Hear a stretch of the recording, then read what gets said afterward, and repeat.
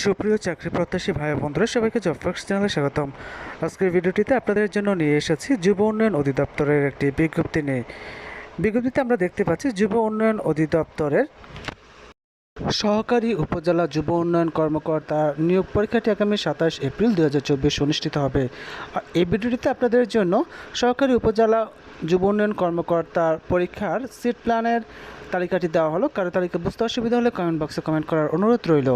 আর এরকম বিভিন্ন চাকরি পরীক্ষার তথ্যবল ভিডিও, চাকরি পরীক্ষা নিয়োগ বিজ্ঞপ্তি, চাকরি পরীক্ষার প্রস্তুতি, প্রশ্ন সমাধান ও ফলাফল পেতে চ্যানেলটি সাবস্ক্রাইব করে বেল আইকন বাজিয়ে রাখার অনুরোধ করছি, যাতে করে পরবর্তী ভিডিও আপলোড করার সাথে সাথে আপনারা নোটিফিকেশন পেয়ে যান।